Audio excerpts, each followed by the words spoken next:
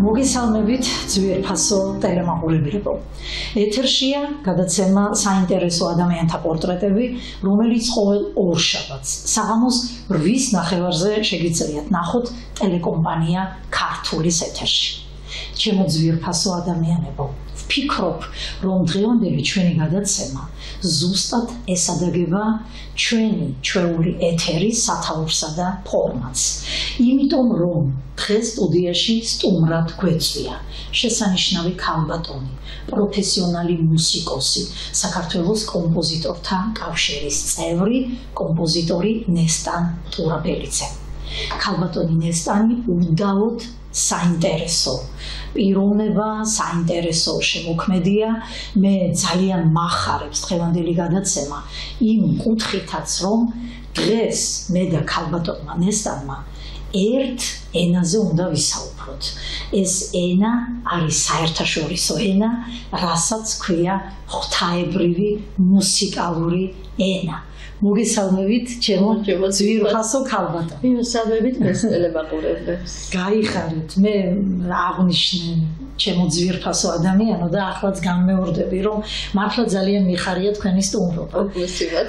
მიხარია მრავალ მხრივად. უპირველეს ყოვლისა, გამომდინარე იქიდან, რომ მე თქვენს ოჯახს არაჩვეულებრივად ვიცნობ, თქვენ შესანიშნავ დედიკოს, რომელსაც აქედან ვუძღვნი ძალიან დიდ სიყვარულს, ვეფერები და მადლობას ვუხდი ყველაფრის და მეორე კიდე იმითაც არის ძალიან ნიშანდობლივი დღევანდელი გადაცემა პირადად ჩემთვის, რომ მე დღეს სტუმრად მყავს პროფესიონალი მუსიკოსი. ქალბატონი, რომელსაც აკადემიური მუსიკალური განათლება აქვს, ყველაზე მაღალი ეტაპები დაპყრობილი, ასე რომ ვთქვათ და მე მინდა თქვენ ზოგადად ძალიან კარგად გიცნობთ მუსიკალური წრეები საქართველოში, მაგრამ მე მინდა უფრო ფართო აუდიტორიას გავაცნო დღეს თქვენი თავი და ბევრმა ადამიანმა გაიცნოს თქვენი შემოქმედება და თქვენი პიროვნება. ადამიანი, რომელიც პირველი შეხვედრისთანავე აფქვევს სიყვარულს, აფქვევს საოცარ დადებით ენერგეტიკას, რაც პირველ რიგში ჩემთვის არის უპირველესი ჩემო საყვარელო მაყურებელო. ჩემო ძვირფასო ქალბატონო. ასეთი დადგენებისთვის მალენა ძალიან დიდი მადლობა. მე ძალიან მიყვარს თქვენი ტელეარხი, სიამოვნებით ვუყურებ და მე კი არა ჩემს ახლობლებს ყველას, იმიტომ ძალიან ეროვნული სულიერება გაქვთ, ისეთი ძალიან ამაღლებული და ძალიან თბილი დახვედრა იცით ნამდვილად. გენაცვალეთ, სხვაგვარად წარმოუდგენელი აქ მართლა ისეთი ადამიანები სტუმრობენ და თანაც ისეთი ხალხის ნაკვალევზე დავდივართ ჩვენ. ახლა არხი, რომელიც დააფუძნა მერაბ ბერძენიშვილმა, რეზო ჩხეიძემ და ანზორ ერქომაიშვილმა, ესენი იყვნენ არა მარტო ფიგურები თავთავიანთი მიმართულებით და თავიანთ სფეროში, არამედ ძალიან დიდი პიროვნებები იყვნენ. და ეს ჩემთვის უმთავრესია და მე სხვა უფლება არც ამაქვს, რომ აქ ადამიანებს სხვაგვარად დავხვდე. მოდით ახლა უშუალოდ ჩვენ საქმეზე, ჩვენ საქმიანობაზე და რა კი ყველანი ბავშვობიდან მოვდივართ და ეს ძალიან მიყვარს ეგზიუპერის ეს ცნობილი ფრაზა. მოდით აქედან დავიწყოთ. თქვენი პროფესია ზუსტად ვიცი, რომ შემთხვევითი არ არის. და ამას რაღაც გენეტიკური რაღაც ფესვები აქვს. და მოდით ცოტაოდენ რაღაცები მოგვიყევით თქვენი ოჯახის შესახებ. ეს მაყურებელს უთხრათ, ეს თქვენ უბრალოდ მოინდომეთ და რა თქმა უნდა თქვენი ნიჭიერება ამის საშუალებას გაძლევდათ. თქვენ მოინდომეთ ეს თუ ოჯახიდან მოგდგამთ რაღაც, რომელმაც მოგცათ საფუძველი იმისა, რომ დღეს იყოთ შემდგარი კომპოზიტორი. დიდი მადლობა ასეთი დახასიათებისთვის, ძალიან დიდი მადლობა. საერთოდ მუსიკისადმი ინტერესი და დიდი სიყვარული გამომამშრომლე ბავშვობიდან, საბავშვო ბაღის ასაკიდან, დაახლოებით 3 წლიდან, მაგრამ დედა ყავს ძალიან მუსიკალური ქალბატონი და შვილებს 3 შვილი ევიზდებოდით ოჯახში, მუდმივად მუსიცირების ქვეშ ვამყოფებდა. პოპულარულ სიმღერებს, საბავშვო სიმღერებს თვითონ უკრავდა. იქვე და მის გვერდით მოვიყრედით თავს და ვეროდით და ფაქტობრივად ოჯახიდან მიიღეს პირველი საფეხურები მუსიკაში. შემდეგ მატარებდნენ მშობლები ციცნუცისკიშვილთან და შურა ჯანელიძეს რომელმაც თაობები გაზარდეს ამ ადამიანს პიონერთა სასახლეში და სასწაულის იქ მეზიარეს სიმღერის უკვე ცოტა პროფესიონალურ სიყვარულს და ინტერესს. შემდეგ პირველი ნაბიჯები ჩემი სწავლების უკავშირდება ნიჭიერთა აწლით ზაქარია ფალიშვილის სახელობის. იქ მოიხსენება ძალიან კარგი პედაგოგები, გვასწავლიდნენ არაჩვეულებრივი ადამიანები და იქედანაც ძალიან შევისის ხორცე მუსიკალური ხელოვნება ძალიან შევიყვარე და უკვე მივხვდი რომ მე ამის გარეშე ცხოვრება არ შეგიძლია. კომპოზიციას თავიდან სწორედ მან მასწავლიდა მერი დავითაშვილი ჩვენი ძირფასი ქალბატონი და ძალიან თბილი პიროვნება, ძალიან უშუალო სწავლების პროცესში და ვაძლევდა დავალებებს, რომ ესეთი სადღესასწავლო ხასიათის პიესები შეგვიქმნა, მარშები, ვალსები და პირველი ცდები სწორედ მან იყო ჩემი. და ნესტა, აი პირველი კომპოზიცია, მოდით ესე. თუნდაც იმ ბავშვების ასაკში ეს რომელი მელოდია დავარქი. მელოდია და აი მოცარტის მუსიკას გავს ძალიან. ანუ გავლენა მოცარტის გავლენა არის სონატების. სონატებს შეიძლება ვასრულებდი და აშკარად მოცარტის ისე თქვენ მოცარტისეულ რაღაცებს მე ვისმენ თქვენს ნაწარმოებებში და ან ჩემთვისაც უსაყვარლესი კომპოზიტორია ძალიან მოცარტი ჩემი ფავორიტია ხა მუსიკოსებისთვის ეს მთავარი მოსავალი ვერძია და კლასიკური მუსიკის გარაშე თუ იზრდები მოცარტის შემოქმედებაზე ბახის, შოპენის, ზისტის, სხვა განზომილება ვერდის ნუ ეს ზარმაზარი სამყარო და დიდი სულიერება მოგხსენება და მეტყობა რა არის იცით ყველა ბავშვი არის ეს ჩადებული ღმერთისგან ეს მუხტი ნიჭიერების რომ სულიერი განვითარებისადმი სწრაფვა ეს ბავშვობიდანვე მოდის ადამიანში რა თქმა უნდა და ეს და ხომე თანხმებით იმაში რომ მე მაგალითად ასე ვფიქრობ რომ მიუხედავად რაღაცა განსაკუთრებული ნიჭიერებისა ბავშვები უნდა ეზიარონ კლასიკურ მუსიკას. აუცილებლად. განა იმიტომ რომ მაგალითად რომ მიზნა დაისახონ რომ აუცილებლად დაუშვათ ამ პიანისტი გამოვიდე ან მუსიკოსოვნა და ასე შემდეგ. არამედ ეს მათი შინაგანი სამყაროსთვის, მათი ესთეტიკისთვის, მათი ზოგადად გემოვნების ჩამოყალიბებისთვის ეს არის უპირველესი ფაქტორი ხომე თანხმ. ნამდვილად და სხვათა შორის არაერთი ესეთი ვუნდერკინდი თუ როგორ დავარქვა ვირტუოზი ბავშვები არიან სოციალურ სფეროში ხშირად წავაწყდები ბავშვად იაპონელებს ვართ არაჩვეულებრივი 3 წლის 5 წლის ბავშვები რომლებიც ისიასრულებენ შოპენის ვირტუალურ ესეთ ურთულეს ნაწარმოებებს ու გაუწევს რომ ვერ წდებიან და აი ეს ვიდეო რგოლები ხშირად მაქვს სხვათა შორის არხზე იმიტომ რომ გიჟდები ამ ბავშვებზე საოცარი ნიჭი ვლინდება პატარა ასაკიდან უკვე ბავშვების და ეს ტოლვა არის ეს ნამდვილად ბუნებრივი მონაცემი ამას ხელოვნურად ვერ ასწავლებს ბავშვს თვითონ არ აქვს ეს დაბადები და თვითნაბადი დიახ ეს ნიჭი მაგრამ რა არის იცით 3 წელი ვასწავლები მუსიკალურ სასწავლებელში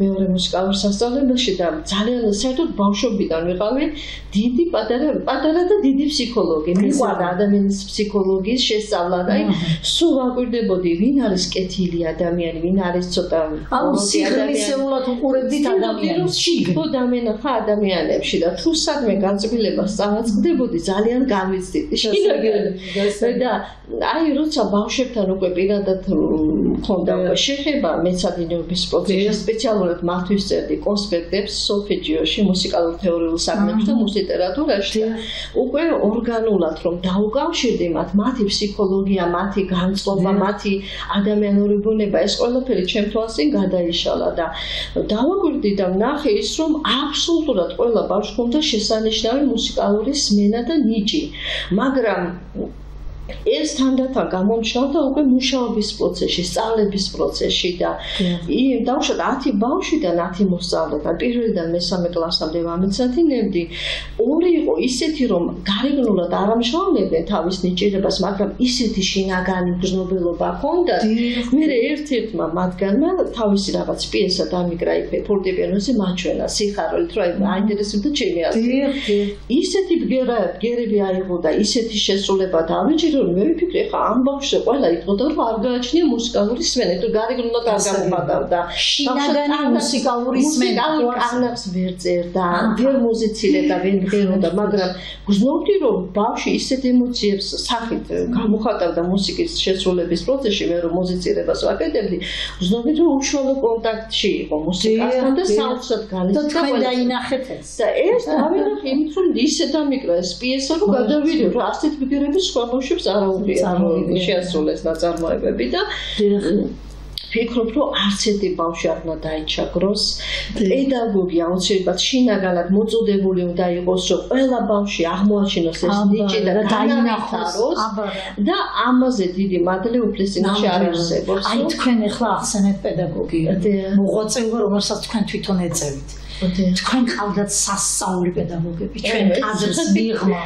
საუბრობდით ჩემო ძვირფასებო და აი მარტო ამისთვის ღირს ცხოვრება რომ ადამიანი ასეთ ბუმბერაზებს შეეხება ცხოვრებაში რეალურად ეს ბუმბერაზები არიან ზაქარია ფალიაშვილის შვილი ბატონი ოთარ გორდელი იყო მისი პედაგოგი ბიძინა კვერნაძე ყველასთვის უძვირფასესი და ეს მოვლენა ქართულ მუსიკალურ სივრცეში ნამდვილად მოდერნიზაციის ჩვენი ბრწყინვალე კომპოზიტორია და იმისა რომ კომპოზიტორი იყო საოცარი მეცნიერი რა თქმა უნდა ისეთ არ ვიცი ჯადოქრობა დავარქვა ამას თუ რა დავარქვა ისეთ სტეპს ატარებდა თითფერის ბურთულას ჩამომულ ბურთულას თეთრ ბამბის ძაფზე ეს და ესე ზემოდან დაუმისნა ცნობილი კომპოზიტორების და ნაკლებად ცნობილი კომპოზიტორების სახელსა და გვარს და ესე იგი ამ ბურთულან თითფერის ბურთულან დაიწყო ერთგან ელიფსისური მოძრაობა წლიური სიგრძეზე და მეორე შემთხვევაში ვინც ძალიან კარგი კომპოზიტორი იყო დიდი წრე მოხდა ესეთი და აქტიური გაქანებით და ამით მაჩვენა რომ ესე იგი ეს ვისთანაც ნაკლები ამპლიტუდა იყო ამ წლიური მოძრაობის არ იყო ისეთი დიდი ენერგეტიკის შემოგვედებითი ენერგეტიკის მატარებელი კომპოზიტორი და არც იყო ცნობილი საერთოდ არ იყო ცნობილი და აი იოჰან სებასტიან ბახზე რო დაადრიალეს ზამბარა იქ ისეთი რაღაცა მოხდა ისეთ მაღლავი და ეს ჰაერში და ისეთი დიდი ამპლიტუდა იყო წლიური მოძრაობის რომ ესე იგი ენერგეტიკის ხარისხს ამ პატარა მექანიზმით განსაზღვრავდა და გიმტკიცებდა შენს თვალწინ ისეთ რაღაცებს ხოდა ასევე ამ ბურთულით გამიკეთა ესეთი ცდა რომ მუსიკაში გვაქვს ძიეზი ბემოლი და ბეკარი ეს იგი ყოველ ამ ნიშანზე რა მოძრაობას აკეთებდა ეს ამაღლებაზე სხვა მოძრაობას აკეთებდა ძიეზზე სხვა ბეკარზე სხვა ეს იგი ერთგვარი რა ვქია ესე იგი ფიზიკური აპარატი რომელიც საზღვრავს აი დავშა ჩუქის წყაროების სულთა მეცნიერულ კვლევებს აკეთებდა ფიზიკურ კვლევებს აკეთებდა და აგრეთვე ქონდა სასწაული რამ ორ პატარა კოლბაში თევზის პატარა ბასეინებით კოლბები რა მინეს ერთში ქონდა მინუს მუხტით დამუხტული წყალი სასმელად და მეორეში პლუს მუხტით და ესე იგი პლუს ენერგიის წყალს თუ დადებდი ენერგია გეძლეოდა და დიდი ენერგიის ადამიანს ვინც ვერ ხარჯავდა შემოქმედებითად ან სამსახურებრივად თავის პროფესიულად თავის ენერგეტიკას მინუს ენერგიის წყალს ასმევდა. რაღაც სასწაულ ცდებს ატარებდა. ჩემო ძვირფასო ნესტა ჩვენ ახლა ჩამოვთვალეთ სასწაული ფიგურები მუსიკალურ სამყაროში. ჩვენ ახსენეთ ბიძინა კვერნაძე და არ შემიძლია განსაკუთრებულად ახლა არ გკითხო. ბიძინა იყო თქვენი პედაგოგი, ხო? არ მარტო პედაგოგი, ოჯახის უახლოესი მეგობარი. მით უფრო და თქვენ მე და საზოგადოებისთვის ცნობილია რომ ეს იყო არა მარტო დიდი მუსიკოსი და დიდი კომპოზიტორი, არამედ საოცარი იუმორის პატრონი. არ თქვა. სასწაული მისი სტუმრობა იუმორით თავდა. ნამდვილად. მე მინდა უბრალოდ თუ ხარ გაიხსენებთ რომელიმე ეპიზოდს მასთან შეხებისა. დიდი შემოვლებით ორი განსაკუთრებულად მასოს ჩვენთან ხშირად სტუმრობდა ჩვენთან უკაცრავად ქართული სუფრის ადამიანები ვარ და გოჯირო შეიძლება უკაცრავად მოაცილე. პირველი ნაჯერი ბატონი ბიძინასთვის იყო განკუთვნილი.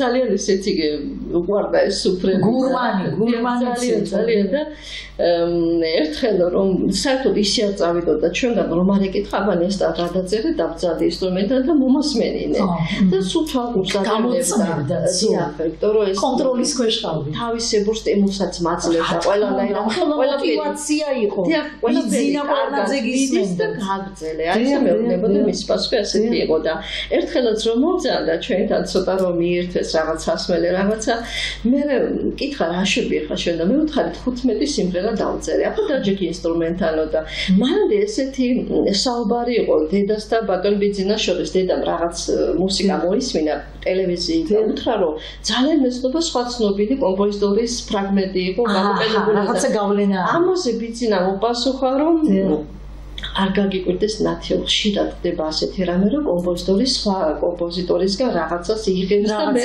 ნაცარი ეს რომ მოვისმინე ცოტა შინაგანად შევშინდი და ამდენი ეხლა ავდგები მეთქი და ამ 15 სიმღერას უცებ დაუკრავ როიალზე მეთქი იმიტომ რომ სხვა სტუმრებიც იყვნენ და შემიშინდა ვინ რავი არის უღლოდოს მეთქი და მივაყარე რომ იტყვია პული ვიდივით ეს წარმოებები დაუკარი და ამდენით ეხლა ვაკვირდები ბატონ ბიძინას და სახეზე ისეთი ემოცია დაემართა აერთო ცეცხლი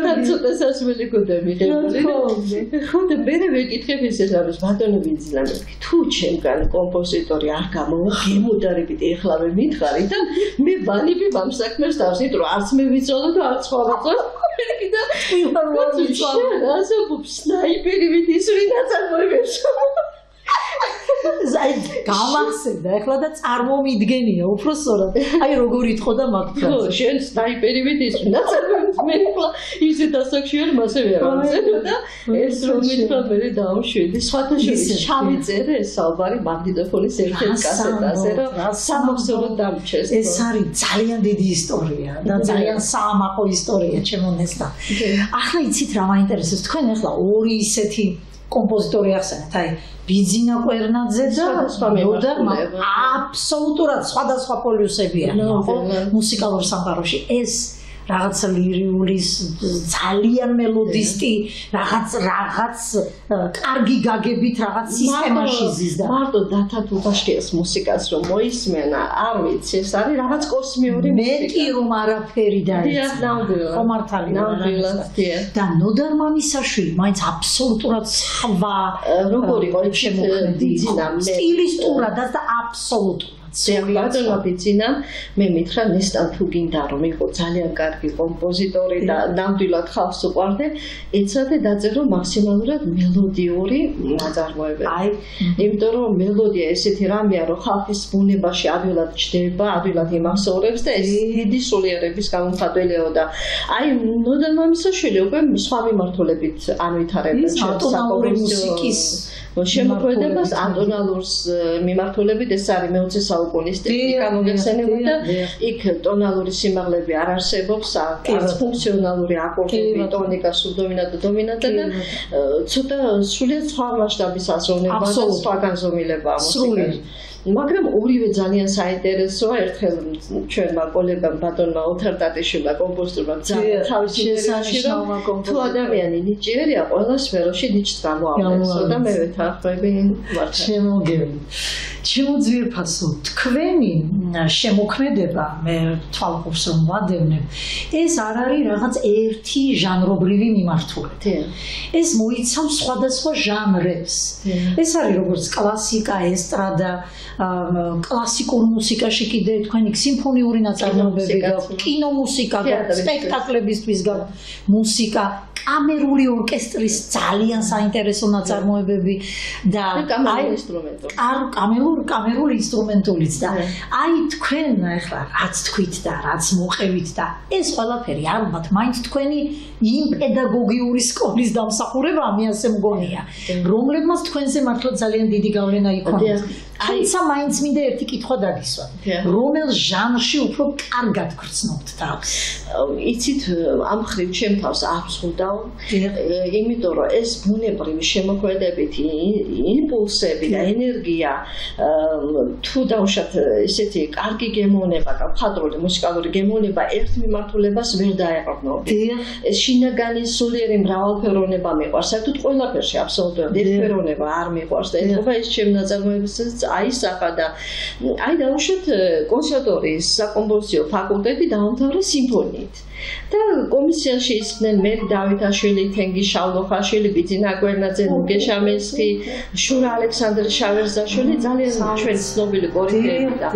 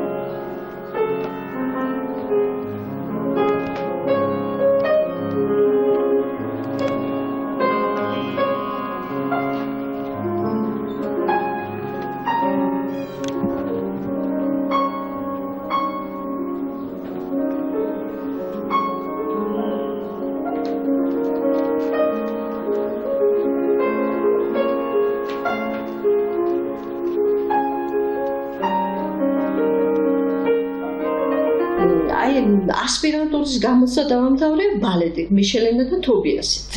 და სხვათა შორის ბალეტის ეს რა ქვია მას ლიბრეტო არ მქონდა და მუსიკალური ნომრები მქონდა შექმნილი სიმფონიური ორკესტრისთვის და ბატონ ბიძინას მოვასმენინი და მითხრა ნესტარ ამ ნაწარმოებებისგან არაჩვეულებრივი ბალეტი საბალეტო სუიტა ან ბალეტი შეიქმნება და თქვენ ეს არ დაგიწერიათ როგორც ბალეტის ლიბრეტო არ მქონდა უბრალოდ მე სიმფონიური ნაწარმოებები დავწერე სიმფონიური ორკესტრისთვის და ძალიან მოეწონა და მითხრა საბალეტო ხასიათის არის, ანუ სცენიურია ძალიან და მოხდება თან სიმფონიური ორკესტრის შესრულებით და მითხრა რომ იქნებ ვინმე სწოვდა ლიბრეტო დაწეროს. მოხარი ახლა სადმოძებნო ლიბრეტო მეკითხა რომ 2-3 დღეში უნდა გავეყვანე ასპირანტურის დამამთავრებელ გამოცდაზე და მითხრა ადიქი და შენ თვითონ დაწერო. ახლა ეს რომ მითხრა ცოტა შევწვიდო ლიბრეტო ეხლა ასე ადვილი რაღაცა და სპეციფიკურია ის წარმოვიდგინე რომელ ნაწარმოებში რა განწყობა, რა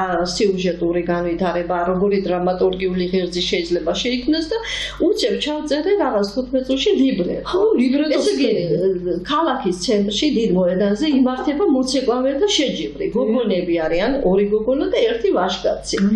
და მიმდინარეობს შეჯიბრი ვინ უკეთესად იცეკვებს და აქედან გამომდინარე ვინც გაიმარჯვებს გოგოთაგან ეს ბიჭი ირჩევს იმ ამბიოსს. და ეს სიუჟეტი დაურეკე მაშინ ბიძინას და წამაგითხრა რომ წამიკითხე არ არსებობს 15 წუთში როგორ დაწერდი მე ვთქვი დავწე წამიკითხე წავკითხე სცენა აგიფეთქებია და ესეთი გამიყვანეს სასპირანტურის ანუ ესე იგი თქვენ ბატონ ბიძინა კვერნაძესთან ესე რეგულარული სულ შეხებები ძალიან ახლობელი იყო ჩვენ ძალიან ერთგვარ განდრიფას აკეთებდა ჩვენთან სტუმრობა იმიტომ რომ ძალიან ცნობილი საზოგადო მოღვაწეები იქნებოდა ჩვენ ჟარჟი ლუჩილი გიაბადრიძე ძალიან კოლორიტული როჟა ესაძე ნოტა რანდღულაძე აი თქვენ ნოდა რანდღულაძესთან შეხებაც ჰქონდათ? კი, მეგობრობდით ოჯახით და შემოქმედებით. და პროფესიონალური შეხება. დიახ, იმიტომ რომ მე რომ წერდი ვოკალურ ნაწარმოებებს, საერთოდ ვცდილობდა ყველა კომპოზიტორის მიზანია რომ მაქსიმალურად მაღალ მხატვრულ ხარისხში შესრულდეს ნაწარმოები, რომ ის თავისი შინაარსი და დედაზრი არ დაიკარგოს. დიახ და ამიტომ ჩვენ ისედაც მეგობრობდით, მაგრამ უკვე მე შემოქმედებითად უკვე დაუკავშირდი ბატონოდარს და მოგე რომ ვის მირჩევთ რომ ჩემი ვოკალური ინსტრუმენტული ნაწარმოებები შეასრულონ და მაშინვე მითხრა მიშელინა ქობალიანი და ელისაბედ ლიზა მარტიროსიანი ესენი მოგეხსენება დღეს არიან სოფლიოში წამყვანი საოპერო თეატრების წამყვანი მომღერლები სოლისტი ვოკალისტები და ნამდვილად შეასრულეს მიშელინა ქობალიანი და ალეკო ბერიძე საუკეთესო პიანისტი არაჩვეულებრივი ედი კურუსიშვილის მოსწავლე ამჟამად ამერიკაშია წასული იქ მოღვაწეობს მან გააკეთა საფორტეპიანო თანხლება და მიშელინა ქობალიანმა შეასრულა ვოკალი და პოეტური სცენა გალაქტიონ ტაბიძის ლექსზე ცნობილი ლექსზე ვინ არის ეს ქალი ესეთი ულამაზესი ლექსი აქვს და ნოდარ მამსაშვილმა მითხრა სხვადასხვა რომ ნესტან ამ ჟანრის პიონერი გამოდიხარ როგორ კიდევ დაწერა ესეთი სტილის ნაწარმოები პოეტური სცენა ვინ არის ეს ქალი ესეთი მუსიკალური ნაწარმოები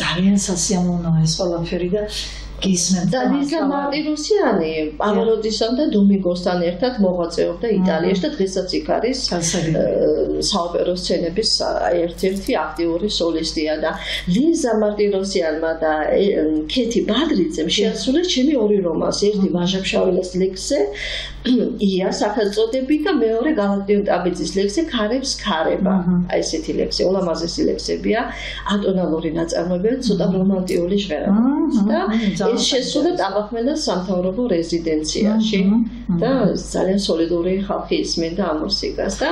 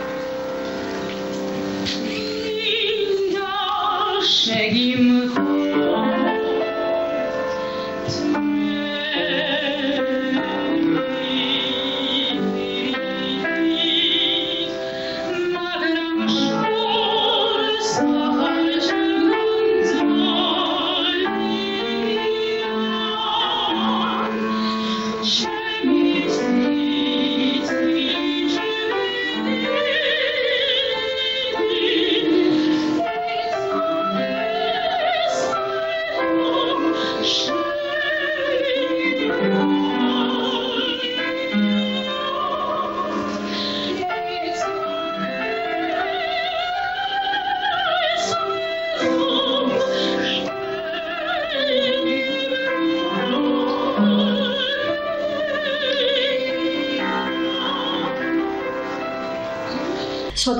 ნოტარმა დამიძახა კონცერტის შემდეგ არ იცოდა ის წარმოებები ჩემი გვიყარა ანდღულაძე დაესწრო ფეხი აწუხებდა და დარბაზში ვერ შემოძარდა დიდი ფოიე იყო და იქ სკამზე იჯდა იქედან ისმენდა და დამიძახა და მკითხა ჩვენ ვინც ვიყავთ ვინ დაწერა ეს მუსიკა ვინ ასწავლა ამჯერს მოსდა უკვე დავიწყებული ხომ და მე მეთქი ბაგალოდა და მოდი შენგენაცალეო გადამკოცნა შესანიშნავი ისტორია ნესტან შემოძვირფასო თქვენ რა კი ახლა საუბრობთ თქვენი კომპოზიციების შემსრულებლებზე მე თქვენს რეპერტუარში ერთი ძალიან საყვარელი მომღერალი აღმოაჩინე რომელიც თელ საქართველოს უყვარდა და დღემდე უყვარს იმიტომ რომ ის ლეგენდად ჯერ ერთი სიცოცხლეშივე ლეგენდად იქცა ის კაცი და მით უმეტეს მისი გარდაცვალების შემდეგ ეს არის ჩვენი საამაყო ჩვენი ქართველებისთვის ბატონი თემურ ციკლაური. აი მედია. მინდა უბრალოდ ის ისტორია მოყვეთ როგორ დაიბადა ეს სიმღერა და საიდან მოხდა ბატონ თემურთან ეგ თქვენი ნაწარმოები. კი მე ერთი სტუდიაში ვიყავი სიმღერის ჩაწერაზე და ისე მოხდა რომ მე რომ მივედი იქ დახვდა ბატონი თემური არის შემთხვევით იყო თუ ამ შემთხვევით არაფერი ხდება ასე რომ არ ყოფილა. კი ესეც არის მე ჩემი თავი გააცნეს რომ მივედი იქ რომ ეს კომპოზიტორი არის და მე რო არ ვიცი მისი ნაწარმოებები და იქვე მქონდა ერთი 8 ნაწარმოები უკვე ჩაწერილი და მოასმენინეს სამი ნაწარმოები მაშინე მითხა ნესთან ესენი მე უნდა მომღერო და ერთ-ერთი აქედან შეარჩია ჩემმა მეგობარმა მათხოვა რუსული კლასიკური პოეზიის არაჩვეულებრივი ლექსების კრებული მე-19 საუკუნის ისეთი ლექსებია ნებისმიერ კომპოზიტორს რომ ძალიან დიდი უხსრობ შექმნას არაჩვეულებრივი სიმღერები და რამდენიმე სიმღერა უცებ დავწერე სხვათა შორის და ერთ-ერთი ეს იყო და ეჭირა თავზე რომ უცნობი პოეტის ლექსზე სახელწოდებაც არ ჰქონდა და სახელწოდება ავირჩიე თითო ლექსის ფრაზიდან ვაჟნუნდოაიო მადვეცი ერჩენს პასუხზე და თემურს მოეწოდა ამ სიმღერის მეტრო რიტმი ტანგო სტილშია და მითხრა ნესტან მოკლე სახელწოდება დავარქვათ ტანგო დავარქვათ კი ბატონო თემურ და მე მოხდა ისე რომ თხოვა შენ ჩაწერე შენი ხმით და დისკი გადმომეციე და მე მივხედავ და ესეთი ფორმით ჩამწერეთ ეს არაჩვეულებრივად მიხედა მინდა გითხრა მინდოდა გაგვეტანა ტელევიზიით მაგრამ მე ეს კოვიდის ამბები მესმის და მე ეს უბედურება დაგვატყდა თავს წაგვართვა მისი თავი ახლა ბუმბერაზი კაცი მოდით ნესტან ჩვენ გვაქვს საშუალება ახლა რომ ეს კომპოზიცია მოვასმენოთ ჩვენს მაყურებელს და შემდეგ დავბრუნდეთ ისევ ეთერში დიდი სიამოვნებით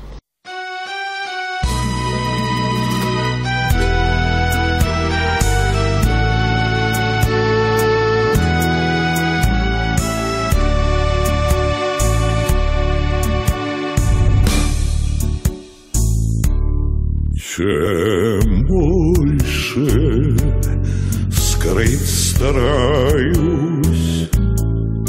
мою страсть пред тобою, тем больше я пленяюсь твоею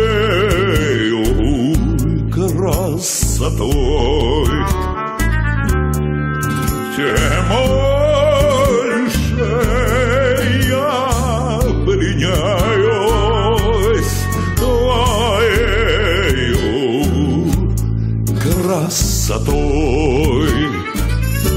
Нет сил уж притворяться, столь страстно полюбя. Нельзя мне не признаться, что я люблю тебя. Нет сил уж притворяться, Столь страстно полюбя.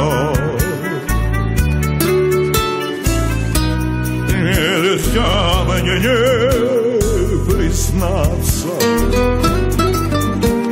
что я люблю тебя. Красавицы в всем свете не милых для меня.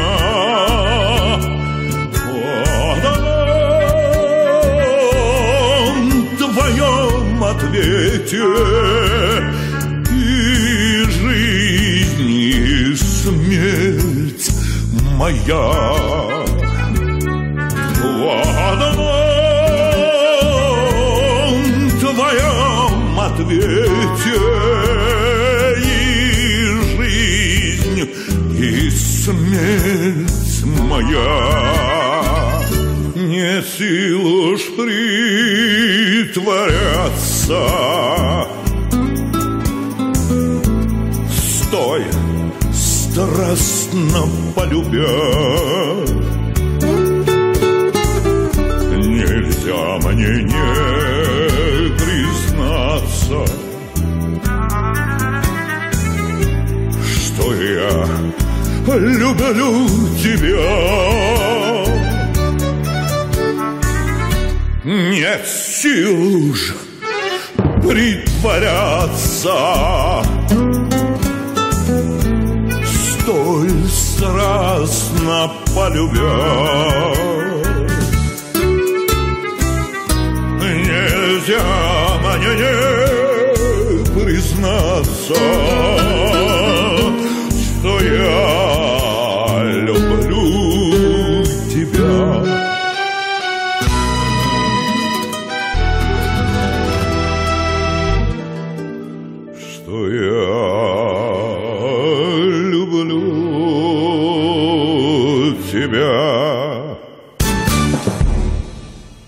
ჩემომესთან რაკის შემსრულებლებზეა საუბარი. მე ერთი ძალიან ისეთი კარგი მაგარი ბიჭი აღმოვაჩინე კიდე თქვენი მეშვეობით და ეს არის გიორგი მეგრელიშვილი. მაგარი ქუთაისელი ბიჭი, განსაკუთრებულად მიხარია და ამაყივარ ქუთაისელი როა. ხოთაშორის ქუთაისში ვარ დაბადებულები. შესანიშნავი. და არაჩვეულებრივ კომპოზიციას ასრულებს თქვენსაც და ვირტუოზია, ეთყობა უკვე კოჭებში ეთყობა, რომ კარგი პიანისტი შესრულებელია, უდიდესი პიანისტი გვეზრდება ქართველებს მიამაგება. ვისი მოსწავლეა იქ ქუთაისში? ლევან ინაშვილი, ჩემი მეგობარი აწლედელი, ძალიან მაგარი პიანისტიც აქ და კარგი პედაგოგი ზღაპარი და იმიტომ რომ შეიძლება იყო კარგი პიანისტი, მაგრამ ვერ იყო პედაგოგი. ეხლა ხან 1-2 კვირის წინ კომპოზიტორთა კავშირში იმართებოდა ქართველ კომპოზიტორთა კონცერტი.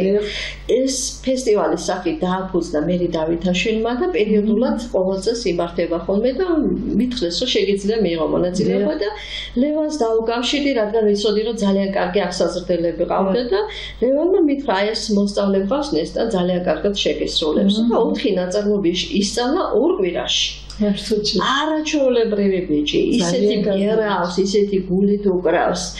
რაც კი უთხარი, ყველაფერი ზუსტად და უკეთესად შეასრულა.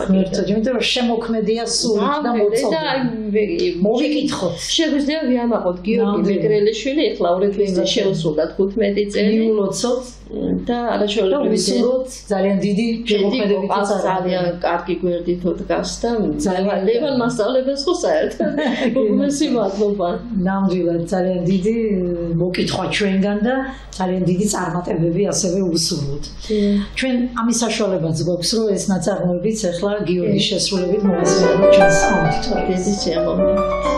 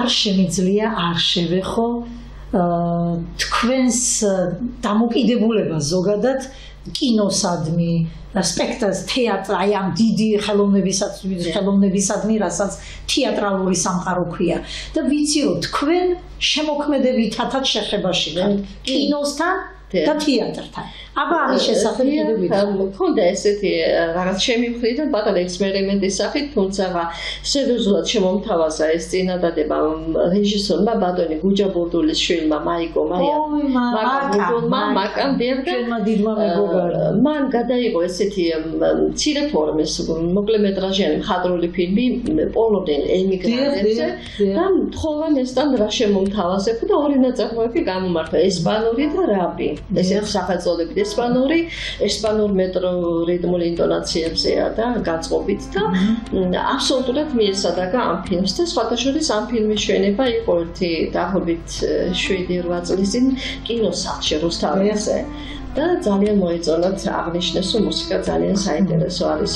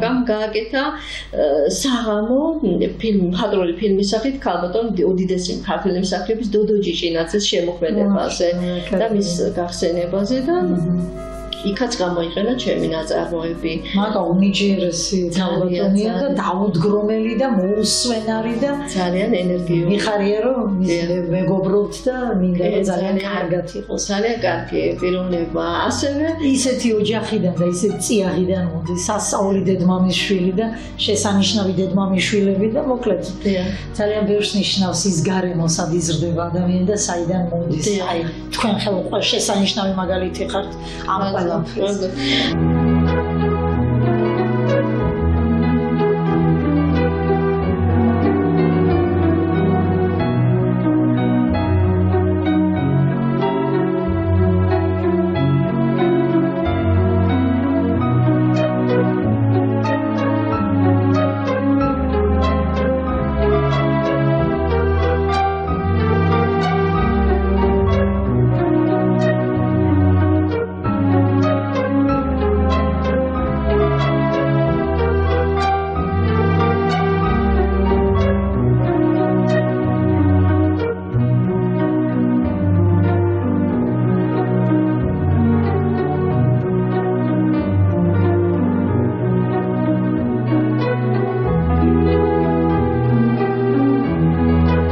ესეთი კიდე სტილიზებული ფოლკლორის თეატრი ჩემა და ნინო სულიშვილების ყოფილი მოცეკვავია 20 წელიწად ეკავდა სულიშვილებში და ეს თეატრი გაახსნა და მან შესავალ ნაწილში სადაც ფსიქოლოგიური შემზადება ხდება ამ სპექტაკლის ჩვენებისა იქ ჟღერდა ჩემი ნაწარმოებები და სხვათა შორის მნახველობა ძალიან კარგად დაიმახსოვრეს და შემდეგ რომ გაიგესო ჩემი მუსიკა იყო აფსოვანებული და ძალიან მოგწონს უკვე შევიყვანეთ ეს ნაწარმოები გენაცვალეთ სპექტაკლს რაც შეეხება იცი რომ რაღაც სპექტაკლისთვისაც გაქვთ გონი რაღაც ხო? მაქვს კიდევ სიმფონიური სურათი ნარცისი. ეს სპექტაკლებსაც ძალიან მოხდება დრამატული მუსიკა. სიუჟეტი გამომდინარე. აზრობრივად გაქვთ ეს ჩამოყალიბებული რომ რომელიმე თემატურად სიუჟეტს ვარჩევდი, რა სიუჟეტზე შემექმნა სიმფონიური ნაწარმოები და მამისაშვილმა ორი რაღაც სიუჟეტი მირჩია და აქედან ნარცისი შევარჩიე. და ესეთი ცოტა რომანტიკული პერსონაჟია ცნობილია მითოლოგიური რაღაცა და გამომივიდა ესეთი რომანტიკული განწყობის ატონალური ნაწარმოები და ნებისმიერ მხატვრულ ფილმს და თეატრსაც გააფორმებს და დაამშვენებს. ძალიან კარგი და მინდა ძალიან დიდი წარმატება გისურვოთ და სხვადასხვა ამ ნაწარმოებით შევედი კომპოზიტორთა კავშირში 1990 აი ამ სიმფონიური სუიტი. და ესწრებოდნენ ბატონი სოსო კეჭაღმაძე, ნუნუ გაბონია და ვაჟა აზარაშვილი. რა ხალხმა მიგიღოთ კომპოზიტორთა კავშირში ერთად დიდებული საზოგადოება. ნესტან თქვენ იმდენად აი პოზიტიური ქალბატონი ხართ, იმდენად დადებითი ენერგეტიკის ქალბატონი ხართ, მე მინდა ჩვენი გადაცემაც ესე დადებით ნოტაზე და მაჟორულ ტონალობაში დავასრულოთ. ჰიმნით. ძალიან მინდა რომ ისაუბროთ ჯერ მაგ ჰიმნზე.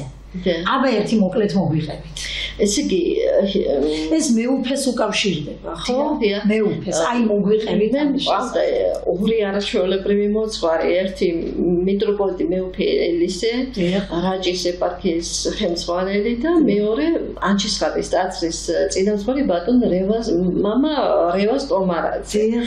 არაჩვეულებრივი მოძღვრები, აი მართლა რომ უფალდა რომ დამამეგობრეს და ჩვენ სარწმუნოებასთან და ჩვენ წმინდანებთან და დიდი სულიერების ადამიანები მართლა რომ ყველას ძალიან უყვარდათ და ძალიან ბავშვები თავმდაბარ და გულწრფელი ადამიანები და მეუფე ელისე ამავე დროს იყო საპატრიარქოში ჩვენი ქართული სიწმინდეებისა და ძეგლების მოძიებისა და დაცვის სამსახურის განყოფილების უფროსი და ხშირად იკვდე ვიბარებდა თავის მრევლს და ჩემთანაც ორჯერ ბრძანდებოდა სწორად სახლი მიკურთხა და მე საქართველოში ერთი პერიოდი თუ გახსოვთ გამოცხადდა ვისაკავთო კომპოზიტორებს ჰიმნი მუსიკალური ნაწარმოები ჰიმნის სახით. რაღაც კონკურსი იყო, რომ ეროვნულ ჰიმნს არჩევდნენ. და სწორედ იმ პერიოდში მე ეს მუსიკა დავწერე და ლექსია მქონდა და მეუფე ელისემ დამიბარა თავისთან საპატრიარქოში და მივედი და მკითხა რა შვები როგორ ახართ უთხარი ჰიმნი დავწერე და ლექსია არ მაქვს მეუფე ელისემ მეთქი და ესე იგი ცოტა დაფიქრდა მე ეს საკაბინეტო მაგიდები რა ეს საჭერი მაგიდები დიახ უჯრა რო აქვს შემოთ ძველებური სტილის იქ ძალიან ესეთი მოგზალებული ადამიანი იყო და ძალიან უბრალოდ ჰქონდა კაბინეტში ყველაფერი მოწყობილი ძალიან თავდაბარი და იქ ხელი შეაცურა და გამოაცრო თაბახის ფურცელი და დადო მაგიდას და მეუბნება აბა ეს წაიღე და ანახე თუ მიესადაგება და მოვიტანე სახლში არ არის მარტივი შესასრულებელი მუსიკა აი ვერდის ოპერებში რო ჰიმნი და მარში და ესეთი ჟღერადობის მუსიკა დაახლოებით ესეთი და სტილისტურად ხო რა იყო იცით სანამ დავწერდი ჩემ თავში წარმოვიდგინე დავუშვათ ეხლა მე ვარ ვერდი და აბა როგორ მუსიკას დავწერ და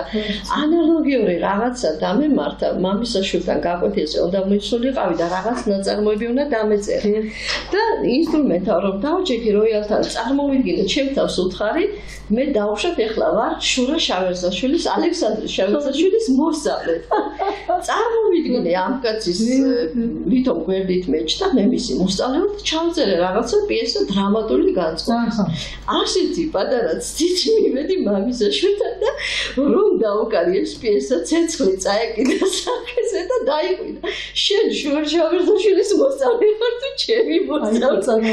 ესე იგი ეს ემოცია პირდაპირ გადავიდა. ესეთი რაღაცა და ეს ჰიმნი ზუსტად ვერდის მარშების სტილით არის შექმნილი. აბსოლუტურად არ მიწოლი ერთი ამასუნთი დავწერე და ეს მეუფე ელისეს ლექსი რომ მივიტანე სახში და მარცვალი ბგერას დავადე ლექსის მას ზუსტად დაჭდა გადავირიგდო რომ ურთულესი მუსიკაა ვოკალურად შესასრულება სიმფონიური ორკესტრი უკრავს და ეს ლექსი ძალიან პატრიოტულია, ძველი საუკუნის ჭაღარა გამშვენებს ახალ 100 წლეულშიც რაღაც აი ღვთისმშობელი და ესეთი დაილოცო შენი ცა და მიწა და შენი მიწა და ვინც დაიცავს შენს მიწას და ისეთი ლექსი ისეთი ფრაზები ზუსტად მოერგო და აი ჩვენ გვაქვს საშუალება ეს სიმფონიური ორკესტრის შესრულებით მაშინ ჯერ კიდევ არ იყო დახურული ჩვენი თბილისის რადიოსა და ტელევიზიის სიმფონიური ორკესტრი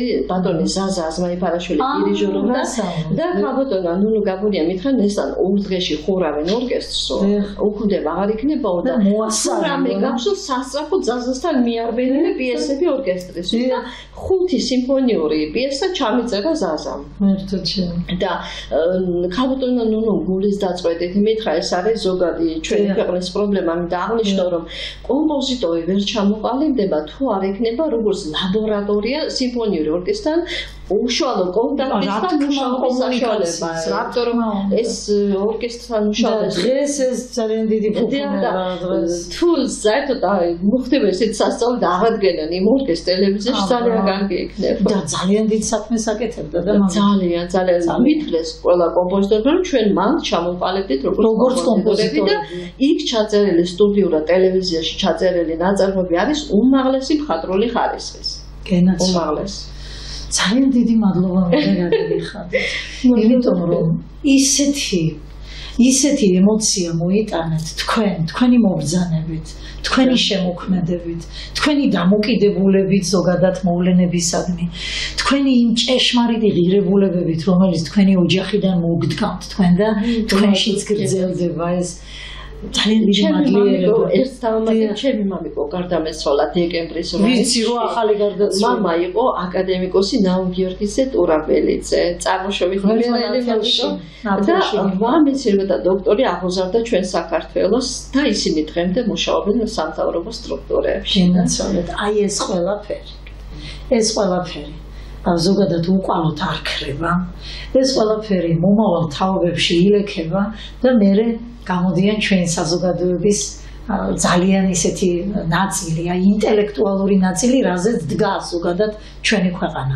კიდევ ერთხელ დიდი მადლობა თქვენ მობრძანებისათვის, ასეთ საინტერესო, თბილი და უშუალო საუბრისთვის და ვფიქრობ, ჩემო ძვირფასო მეგობრებო, რომ ჩვენი დღევანდელი გადაცემა ნამდვილად შედგა.